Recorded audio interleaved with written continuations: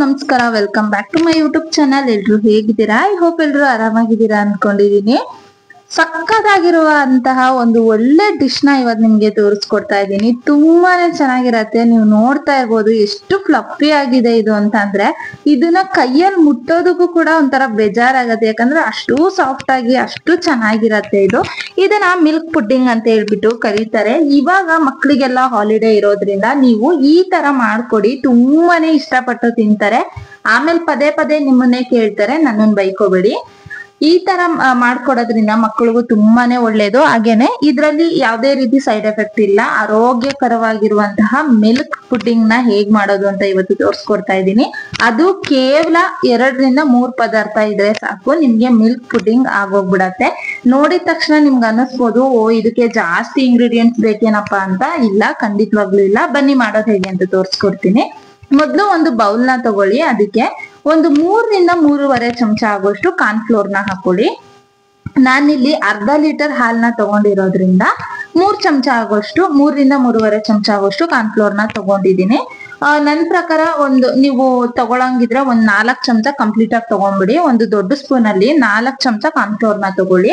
ಅದಾದ ನಂತರ ನಾನು ಇದಕ್ಕೆ 2 ಚಮಚ ಆಗೋಷ್ಟು ಮಿಲ್ಕ್ ಪೌಡರ್ ನ ಸೇರಿಸ್ಕೊಳ್ತಾ ಇದ್ದೀನಿ. ನಾನು ಮೊದ್ಲೇ ಹೇಳಿದ್ದೀನಿ, ಜಸ್ಟ್ 2-3 ಪದಾರ್ಥ ಇದ್ರೆ ಸಾಕು, ನಿಮ್ಗೆ ಮಿಲ್ಕ್ ಪುಡ್ಡಿಂಗ್ ರೆಡಿ ಆಗೋಗತ್ತೆ.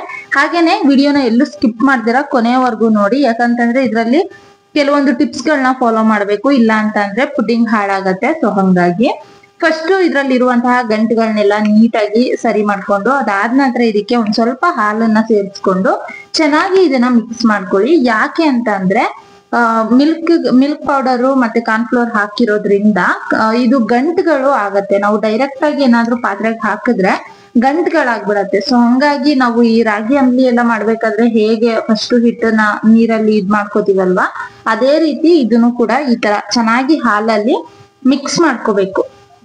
ಅದರಲ್ಲಿ ಇರುವಂತಹ ಗಂಟುಗಳೆಲ್ಲ ನೀಟಾಗಿ ಒಡಿಬೇಕು. ಆ ತರ ಮಾಡ್ಕೊಳ್ಳಿ. ಈ ತರ ಮಾಡೋದ್ರಿಂದ ಮಿಲ್ಕ್ ಪುಡ್ಡಿಂಗ್ ಅನ್ನೋದು ಸಕ್ಕತ್ತಾಗಿ ಬರತ್ತೆ, ಎಲ್ಲೂ ಕೂಡ ಗಂಟುಗಳಾಗೋದಿಲ್ಲ. ಇದನ್ನ ಮಾಡಿ ಒಂದ್ ಕಡೆ ಸೈಡ್ ಅಲ್ಲಿ ಎತ್ತಿಟ್ಬಿಡಿ. ಇವಾಗ ಇನ್ನೊಂದ್ ಕಡೆ ನಾನು ಒಂದು ಪ್ಯಾನ್ ನ ಇಟ್ಕೊಂಡಿದೀನಿ. ಇದ್ರಲ್ಲಿ ಅರ್ಧ ಲೀಟರ್ ಆಗೋಷ್ಟು ಹಾಲನ್ನ ಹಾಕೊಳ್ಳಿ. ಮತ್ತೆ ಇದು ಮಕ್ಕಳಿಗೆ ತುಂಬಾನೇ ಇಷ್ಟ ಆಗತ್ತೆ, ಯಾಕಂತಂದ್ರೆ ಈ ಜಲ್ಲಿ ಐಟಮ್ಗಳನ್ನ ಇಷ್ಟ ಪಡ್ತಾರೆ ನೋಡಿ ಮಕ್ಕಳು, ಅವ್ರಿಗೆ ಇದು ಸಕ್ಕತ್ ಇಷ್ಟ ಆಗತ್ತೆ. ಯಾಕೆಂತಂದ್ರೆ ತುಂಬಾನೇ ಸಾಫ್ಟ್ ಆಗಿ ಫ್ಲಫಿ ಆಗಿರತ್ತೆ. ನಾನು ವಿಡಿಯೋ ಸ್ಟಾರ್ಟಿಂಗ್ ಅಲ್ಲೇ ತೋರಿಸಿದೀನಿ ಹೇಗಿದೆ ಅಂತ.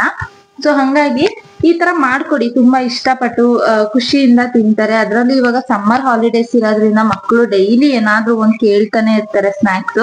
ಸೊ ಹಾಗಾಗಿ ನನ್ನ ಚಾನಲ್ ಅಲ್ಲಿ ಸಾಕಷ್ಟು ಸ್ನಾಕ್ಸ್ ವಿಡಿಯೋಸ್ ಗಳನ್ನ ಹಾಕಿದೀನಿ. ನಿಮ್ಗೆ ಏನಾದ್ರೂ ಟೈಮ್ ಇದ್ರೆ ಹೋಗಿ ಒಂದ್ಸಲ ಚೆಕ್ ಮಾಡ್ಕೊಡಿ. ಆದಷ್ಟು ಮನೇಲಿರುವಂತಹ ಇಂಗ್ರೀಡಿಯೆಂಟ್ಸ್ ನೇ ಬಳಸಿ ಕೆಲವೊಂದು ಸ್ನಾಕ್ಸ್ ಗಳನ್ನ ಮಾಡಿದೀನಿ. ಒಂದ್ಸಲ ಚೆಕ್ ಮಾಡ್ಕೊಳ್ಳಿ, ನಿಮ್ಗೆ ಹೆಲ್ಪ್ ಆಗತ್ತೆ. ನೋಡಿ, ಹಾಲು ಕಾಯೋದಕ್ ಮೊದ್ಲೇ ನಾವು ಏನು ಹಾಲು ಇಡ್ತೀವಲ್ವಾ ಪಾತ್ರೆಗೆ ಹಾಕ್ಬಿಟ್ಟು, ಹಾಲು ಇಟ್ಬಿಟ್ಟು ಒಂದ್ 5 ನಿಮಿಷಕ್ಕೆನೆ ನಾವು ಹಾಲು ಸ್ವಲ್ಪ ಬೆಚ್ಚಗೆ ಅಥವಾ ಬಿಸಿ ಹತ್ತಿದ ತಕ್ಷಣನೇ ನಾವ್ ಏನ್ ಮಿಕ್ಸ್ ಮಾಡಿ ಇಟ್ಕೊಂಡಿದ್ವಿ ಕಾರ್ನ್ಫ್ಲೋರ್ ಮತ್ತೆ ಮಿಲ್ಕ್ ಪೌಡರ್, ಅದನ್ನ ಸೇರಿಸ್ಕೊಂಡು ಚೆನ್ನಾಗಿ ಮಿಕ್ಸ್ ಮಾಡ್ತಾ ಬನ್ನಿ. ಈ ತರ ಮಿಕ್ಸ್ ಮಾಡೋದ್ರಿಂದ ಇದು ನೀಟಾಗಿ ಮಿಕ್ಸ್ ಆಗ್ಬೇಕು. ನೀವೇನಾದ್ರೂ ಕೈ ಬಿಡ್ದಿರಾ, ಈ ತರ ಕೈ ಬಿಡ್ದಿರಾನೇ ಮಿಕ್ಸ್ ಮಾಡ್ತಾನೆ ಇರ್ಬೇಕು. ಅಕಸ್ಮಾತ್ ನೀವು ಕೈ ಬಿಟ್ಟು ಅಥವಾ ಬೇರೆ ಏನಾದ್ರೂ ಕೆಲಸ ಮಾಡ್ತಾ ಇದ್ರಿ ಅಂತಂದ್ರೆ ಖಂಡಿತವಾಗ್ಲೂ ಮಿಲ್ಕ್ ಪುಡ್ಡಿಂಗ್ ಹಾಳಾಗತ್ತೆ, ಗಂಟುಗಳಾಗತ್ತೆ, ಚೆನ್ನಾಗ್ ಬರೋದಿಲ್ಲ. ಅದು ಬಿಸಿ ಹತ್ತೋವರ್ಗುನು ಓಕೆ, ಏನು ಪ್ರಾಬ್ಲಮ್ ಇಲ್ಲ. ಚೆನ್ನಾಗಿ ಹಾಲು ಬಿಸಿ ಆದ್ಮೇಲೆ ನೀವೇನಾದ್ರೂ ಕೈ ಬಿಟ್ರಿ ಅಂತ ಅಂದ್ರೆ ಹೋಯ್ತು. ಇದು ಒಂದ್ 5 ನಿಮಿಷಕ್ಕೆಲ್ಲ ಆಗ್ಬಿಡತ್ತೆ. ನಿಮ್ಗೆ ಹಾಲು ಕುದಿ ಬರ್ಬೇಕು ಅಥವಾ ಹಾಲು ತುಂಬಾನೇ ಬಿಸಿ ಆಗ್ಬೇಕು ಅನ್ನೋದು ಏನು ಇಲ್ಲ, ತುಂಬಾ ಬೇಗನೆ ಆಗತ್ತೆ ಇದು ನಿಮ್ಗೆ. ಇದೆಲ್ಲ ಪ್ರೋಸೆಸ್ ನಿಮ್ಗೆ ಒಂದ್ 5 ಮಿನಿಟ್ಸ್ ಅಲ್ಲಿ ಆಗೋಗತ್ತೆ. ಅದಾದ ನಂತರ ಒಂದ್ ಸ್ವಲ್ಪ ಕೆಲಸ ಇರತ್ತೆ ಅಷ್ಟೇನೆ ಇದ್ರದ್ದು. ನೋಡಿ, ಈ ತರ ಚೆನ್ನಾಗಿ ಮಿಕ್ಸ್ ಮಾಡ್ತಾನೆ ಇರಿ ನೀವು. ನಿಮ್ ಕೈಲಿ ಎಷ್ಟಾಗತ್ತಲ್ವಾ ಅಷ್ಟು ಚೆನ್ನಾಗಿ ಇದನ್ನ ಮಿಕ್ಸ್ ಮಾಡ್ತಾ ಇರಿ. ಒಂದ್ ಅರ್ಧ ಬಟ್ಲ ಆಗೋಷ್ಟು ನಾನು ಸಕ್ಕರೆನ ತಗೊಂಡಿದೀನಿ. ಸಕ್ಕರೆ ಸ್ವಲ್ಪ ಕಡಿಮೆ ಇಷ್ಟ ಪಡ್ತೀರಾ, ಸಕ್ಕರೆ ಇಷ್ಟ ಅಂದ್ರೆ ಒಂದ್ ಸ್ವಲ್ಪ ಕಡಿಮೆ ಬೇಕು ಅನ್ನೋರು ಕಡಿಮೆ ತಗೊಳ್ಳಿ. ಜಾಸ್ತಿ ಸಕ್ಕರೆ ಇಷ್ಟ ಪಡೋರು ಸ್ವಲ್ಪ ಜಾಸ್ತಿ ಹಾಕೊಳ್ಳಿ. ನಿಮ್ಗೇನಾದ್ರೂ ಸಕ್ಕರೆ ಬೇಕಾ ಅಥವಾ ಸಾಕಾ ಅಂತ ನೀವ್ ಬೇಕಾದ್ರೆ ಒಂದ್ಸಲ ಅದನ್ನ ಟೇಸ್ಟ್ ಮಾಡ್ಬಿಟ್ಟು ಚೆಕ್ ಮಾಡ್ಕೊಳ್ಬಹುದು, ಏನು ತೊಂದ್ರೆ ಇಲ್ಲ. ನಿಮ್ಗೇನಾದ್ರೂ ಬೇಕು ಅನ್ಸಿದ್ರೆ, ಎಕ್ಸ್ಟ್ರಾ ಏನಾದ್ರೂ ಫ್ಲೇವರ್ ಬೇಕು ಅನ್ಸಿದ್ರೆ ಈ ಟೈಮ್ ಅಲ್ಲಿ ನೀವು ವೆನಿಲಾ ಎಸೆನ್ಸ್ ಕೂಡ ಸೇರಿಸ್ಕೊಳ್ಬಹುದು. ಬಟ್ ನಾನ್ ಹಾಕಿಲ್ಲ, ಯಾಕೆ ಅಂದ್ರೆ ಇಷ್ಟೇ ಸಾಕು ಇದಕ್ಕೆ. ನೋಡಿ ಸೈಡಲ್ಲೆಲ್ಲ ನೊರೆ ಬಂದಿದ ತಕ್ಷಣನೇ ನಿಮ್ಗೆ ಇದು ಈ ತರ ಕನ್ಸಿಸ್ಟೆನ್ಸಿಗೆ ಬರುತ್ತೆ. ಕರೆಕ್ಟ್ ಆಗಿ ನೋಡ್ಕೊಳ್ಳಿ, ಇದನ್ನ ಈ ಕನ್ಸಿಸ್ಟೆನ್ಸಿಗೆ ಬರ್ಬೇಕು. ಇದು ಅಲ್ಲಿವರೆಗೂ ನೀವು ಕೈ ಬಿಡ್ದಿರ ತಿರ್ಗಿಸ್ತಾನೆ ಇರ್ಬೇಕು. ನೀವು ನೋಡ್ತಾ ಇರ್ಬೋದು, ಎಲ್ಲೂ ಕೂಡ ಒಂದು ಸಣ್ಣ ಗಂಟು ಕೂಡ ಆಗಿಲ್ಲ, ಅಷ್ಟು ಚೆನ್ನಾಗಾಗಿದೆ ಇದು. ಸೊ ಗಂಟುಗಳಾಗ್ಬಿಟ್ರೆ ತಿನ್ನಕ್ಕಾಗಲ್ಲ, ಮಧ್ಯ ಆ ಗಂಟು ಸಿಕ್ಕಿದ್ರೆ ಮಕ್ಕಳಿಗೆ ಒಂಥರ ಹಿಂಸೆ ಆಗತ್ತೆ, ಇಷ್ಟ ಆಗೋದಿಲ್ಲ. ಸೊ ಹಂಗಾಗಿ ಆದಷ್ಟು ಈ ತರ ಮಿಕ್ಸ್ ಮಾಡ್ತಾನೆ ಇರಿ. ನೋಡಿ ಇದು ಒಂದ್ ಸ್ವಲ್ಪ ಈ ತರ ಗಟ್ಟಿ ಆಗಿದ ತಕ್ಷಣನೇ ನೀವು ಲೋ ಫ್ಲೇಮ್ ಅಲ್ಲೇ ಇದನ್ನ ನೀವು ಫಸ್ಟ್ ಇಂದ ಲಾಸ್ಟ್ ವರ್ಗುನು ಲೋ ಫ್ಲೇಮ್ ಅಲ್ಲೇ ಮಾಡ್ಕೋಬೇಕು. ಎಲ್ಲ ಆಗಿದ ನಂತರ ಇದನ್ನ ಒಂದ್ ಕಡೆಗೆ ಎತ್ತಿಟ್ಕೊಳ್ಳಿ. ಅವಾಗ್ಲೇನೆ ನೀವು ಯಾವ್ದಾದ್ರು ಒಂದು ಪಾರ್ಚ್ಮೆಂಟ್ ಪೇಪರ್ ನ ಈ ರೀತಿಯಾಗಿ ಒಂದು ಬಾಕ್ಸ್ ಅಲ್ಲಿ ಹಾಕೋಬೇಕಾಗತ್ತೆ. ಆದಷ್ಟು ಸ್ಕ್ವೇರ್ ಬಾಕ್ಸ್ ನೇ ತಗೊಳ್ಳಿ, ಅವಾಗ ನಿಮ್ಗೆ ಅದ್ರದ್ದು ಶೇಪ್ ಚೆನ್ನಾಗ್ ಬರುತ್ತೆ. ಹಂಗಾಗಿ ನೋಡಿ ಈ ತರ ಬಾಕ್ಸ್ ಗೆ ಕಂಪ್ಲೀಟ್ ಆಗಿ ಹಾಕೊಳ್ಳಿ. ನೀವು ಏನೂನು ಬೇಡ, ಎಣ್ಣೆ ತುಪ್ಪ ಈ ತರ ಏನು ಸವರಿರ್ಬೇಡಿ, ಅದಕ್ಕೆ ಡೈರೆಕ್ಟ್ ಆಗಿ ಆ ಪಾರ್ಚ್ಮೆಂಟ್ ಪೇಪರ್ ನ ಬಾಕ್ಸ್ ಅಲ್ಲಿ ಹಾಕಿ ಆ ಬಾಕ್ಸ್ ಮೇಲ್ಗಡೆ ಈ ತರ ಆಗಿ ನೀವು ಸುರ್ಕೋಬೇಕಾಗತ್ತೆ. ನೀಟಾಗಿ ಹಾಕಿದ ನಂತರ ಅದನ್ನ ಚೆನ್ನಾಗಿ ಒಂದು ಲೆವೆಲ್ ಮಾಡ್ಬೇಕು, ಚೆನ್ನಾಗಿ ಸೆಟ್ ಮಾಡ್ಕೊಂಡ್ಬಿಡಿ. ಇದು ಯಾಕೆ ಅಂತ ನಾನು ಹೇಳ್ತೀನಿ. ಇದಾದ ನಂತರ ಏನ್ ಮಾಡ್ಬೇಕು, ಅದಾದ ನಂತರ ಏನ್ ಮಾಡ್ಬೇಕಲ್ವಾ, ಅದೇ ತುಂಬಾನೇ ಇಂಪಾರ್ಟೆಂಟ್. ಸೊ ಹಂಗಾಗಿ ನೀವು ಪ್ಯಾನಲ್ ಮಾಡೋದು ಅದಾದ ನಂತರ ಇದೇನ್ ನಾವು ಮಾಡ್ಕೋತೀವಲ್ವಾ, ಇದೆಲ್ಲ ತುಂಬಾನೇ ಇಂಪಾರ್ಟೆಂಟ್. ಈ ತರ ಒಂದು ಲೆವೆಲ್ ಮಾಡ್ಬಿಟ್ಟು ನೀವು ಫ್ರಿಡ್ಜ್ ಅಲ್ಲಿ ಇದನ್ನ 2 ಅವರ್ ಇಡ್ಬೇಕಾಗತ್ತೆ. ಅಂದ್ರೆ ಕಂಪ್ಲೀಟ್ ಆಗಿ ಇದು ಕೂಲ್ ಆಗ್ಬೇಕು, ಅಲ್ಲಿ ತನಕ ಇಟ್ರೆ ಆಗೋಯ್ತು. ಇಷ್ಟೇ ಟೈಮು ಅಷ್ಟೇ ಟೈಮು ಅಂತ ನಾನು ಹೇಳಲ್ಲ, ಯಾಕೆಂದ್ರೆ ನಾನು ಇದನ್ನ 1.5 ಗಂಟೆ ಫ್ರಿಡ್ಜ್ ಅಲ್ಲಿ ಇಟ್ಟಿದ್ದೆ. ಸೊ ಇಟ್ಟಿದ ನಂತರ ನಾನು ತೋರಿಸ್ತಾ ಇದ್ದೀನಿ ನೋಡಿ, ಈ ತರ ಆಗಿರತ್ತೆ. ಇದು ಸಖತ್ತಾಗಿ ಒಂಥರ ಜೆಲ್ಲಿ ತರಾನೇ ಆಗಿರತ್ತೆ. ತುಂಬಾನೇ ಇಷ್ಟ ಆಯ್ತು ನನ್ಗಂತೂ. ಬಾಯಲ್ಲಿಟ್ರೆ ನೀವು ಅದನ್ನ ಅಗ್ಗೋ ಅವಶ್ಯಕತೆನೇ ಇರಲ್ಲ, ಜಸ್ಟ್ ಬಾಯಲ್ಲಿ ಹಾಕಿದ ತಕ್ಷಣನೇ ಕರ್ಗತ್ತೆ, ಅಷ್ಟೊಂದ್ ಚೆನ್ನಾಗಿರತ್ತೆ ಇದು. ಆಮೇಲೆ ಇದನ್ನ ತೆಗಿಬೇಕಾದ್ರೆ ತುಂಬಾ ಹುಷಾರಾಗಿ ತೆಗೀರಿ. ನಾನು ಇವಾಗ 1.5 ಗಂಟೆ ಆದ ನಂತರ ತೆಗಿತಾ ಇದ್ದೀನಿ. ಸೊ ನೀವು ನೋಡ್ತಾ ಇರ್ಬೋದು ಹೇಗಾಗಿದೆ ಅಂತ. ಇದು 1.5 ಗಂಟೆ ನಂತರ ತೆಗ್ದಿರೋ ಅಂತದ್ದು, ಫ್ರಿಡ್ಜ್ ಅಲ್ಲಿ ಇಟ್ಟು ತೆಗ್ದಿದ್ದೀನಿ. ಸಕ್ಕತ್ತಾಗಿತ್ತು ಮಾತ್ರ. ಸೊ ನೋಡಿ ಈ ತರ ಅದ್ರದ್ದು ಕವರ್ ಎಲ್ಲ ಚೆನ್ನಾಗಿ ಸಪ್ರೇಟ್ ಮಾಡ್ಕೊಳ್ಳಿ. ಸಪ್ರೇಟ್ ಮಾಡಿದ ತಕ್ಷಣನೇ ನೀವು ಒಂದು ಚಾಕುಯಿಂದ ಇದನ್ನ ಕರೆಕ್ಟ್ ಆಗಿ ಶೇಪ್ ಆಗಿ ಕಟ್ ಮಾಡ್ಕೋಬೇಕಾಗತ್ತೆ. ನಿಮ್ಗೆ ಯಾವ ಸೈಜ್ ಅಲ್ಲಿ ಬೇಕು, ಯಾವ ಶೇಪ್ ಅಲ್ಲಿ ಬೇಕು ಅಂತ ನೋಡ್ಕೊಂಡು ನೀವು ಕಟ್ ಮಾಡ್ಕೊಳ್ಳಿ.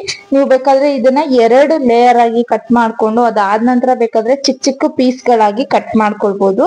ಬಟ್ ನಾನಿಲ್ಲಿ ಒಂದ್ ಸ್ವಲ್ಪ ದಪ್ಪ ದಪ್ಪ ಕ್ಯೂಬ್ಸ್ ಆಗಿನೇ ಕಟ್ ಮಾಡ್ಕೊಳ್ತಾ ಇದ್ದೀನಿ, ಯಾಕಂದ್ರೆ ಒಂದ್ ಸ್ವಲ್ಪ ದಪ್ಪ ದಪ್ಪ ಇದ್ರೆ ಚೆನ್ನಾಗಿರತ್ತೆ ಅನ್ಬಿಟ್ಟು ಒಂದ್ ಮೀಡಿಯಂ ಸೈಜ್ ಅಲ್ಲಿ ಕಟ್ ಮಾಡ್ಕೊಳ್ತಾ ಇದ್ದೀನಿ. ನೋಡಿ ಚಾಕುಯಿಂದ ತುಂಬಾ ಜಾಸ್ತಿ ಪ್ರೆಸ್ ಮಾಡಕ್ ಹೋಗ್ಬೇಡಿ.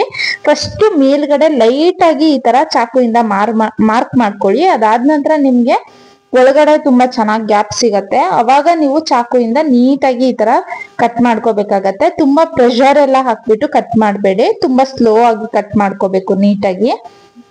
ನೋಡಿ ಈ ತರ ಫಸ್ಟ್ ಈ ತರ ಮಾರ್ಕ್ ಮಾಡ್ಕೊಳ್ಳಿ. ಅದಾದ ನಂತರ ಕಟ್ ಮಾಡ್ಕೊಂಡ್ರೆ ಆಗೋಯ್ತು. ಎಲ್ಲಾನು ಅಷ್ಟೇ ಕ್ಯೂಬ್ಸ್ ಆಗಿನೇ ಕಟ್ ಮಾಡ್ಕೊಳ್ಳಿ ಆದಷ್ಟು. ಇಲ್ಲ ಅಂತ ಅಂದ್ರೆ ಅಷ್ಟೊಂದು ನಮ್ಗೆ ಅದು ಚೆನ್ನಾಗ್ ಕಾಣಿಸಲ್ಲ, ಮತ್ತೆ ತಿನ್ನೋದಕ್ಕೂ ಅಷ್ಟೊಂದು ಏನು ಇಷ್ಟ ಆಗೋದಿಲ್ಲ. ಸೊ ಹಂಗಾಗಿ ಕ್ಯೂಬ್ಸ್ ಆಗಿದ್ರೆ ತುಂಬಾನೇ ಚೆನ್ನಾಗಿರತ್ತೆ. ಇತ್ತೀಚೆಗೆ ಇದು ತುಂಬಾನೇ ವೈರಲ್ ಆಗ್ತಾ ಇದೆ ಮಿಲ್ಕ್ ಪುಡ್ಡಿಂಗು. ನೀವು ಕೂಡ ಟ್ರೈ ಮಾಡಿ.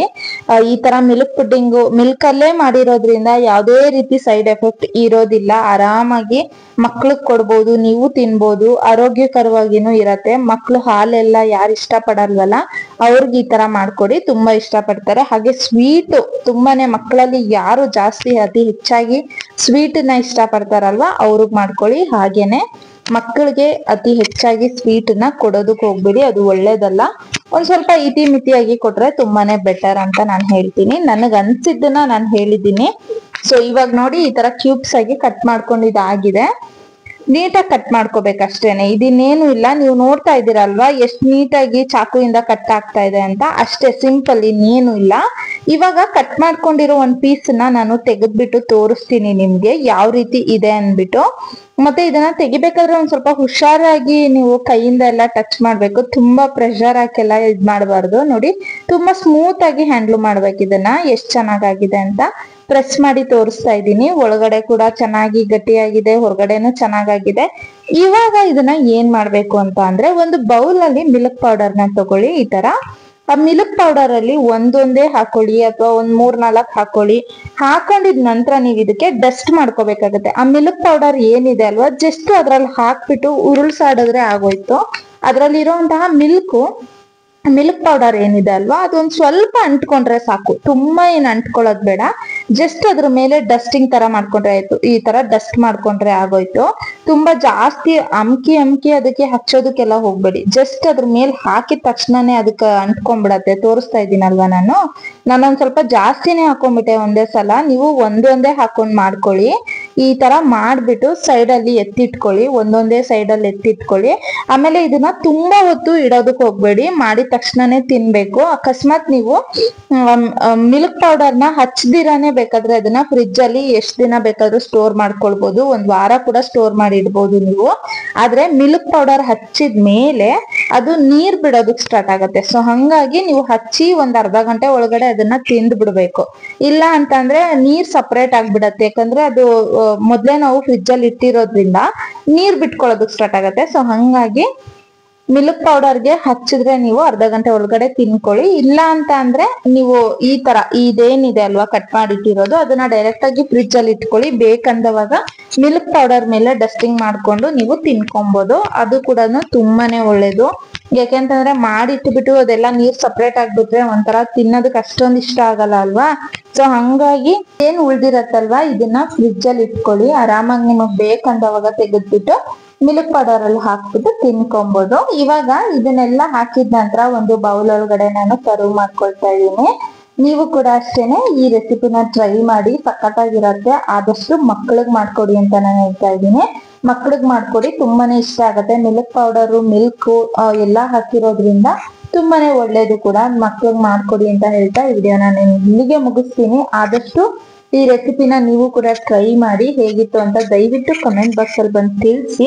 ಹಾಗೇನೆ ಏನಾದ್ರೂ ಡೌಟ್ಸ್ ಇತ್ತು ಅಂತ ಅಂದ್ರೆ ಅಥವಾ ಯಾವ್ದಾದ್ರು ರೆಸಿಪಿಗಳು ಬೇಕು ಅಂತ ಅಂದ್ರೆ ಅದನ್ನು ಕೂಡ ಕಮೆಂಟ್ ಬಾಕ್ಸ್ ಅಲ್ಲಿ ತಿಳಿಸಿ. ಹಾಗೆ ಚಾನಲ್ ನ ಸಬ್ಸ್ಕ್ರೈಬ್ ಮಾಡ್ಕೊಡಿ. ವಿಡಿಯೋ ಇಷ್ಟ ಆದ್ರೆ ಒಂದು ಲೈಕ್ ಮಾಡಿ. ನಾನ್ ಸಿಗ್ತೀನಿ ಮುಂದಿನ ವಿಡಿಯೋದಲ್ಲಿ ಒಂದು ಹೊಸ ರೆಸಿಪಿಯೊಂದಿಗೆ. ಅಲ್ಲಿವರೆಗೂ ಚಾನಲ್ ನ ನೋಡ್ತಾ ಇರಿ.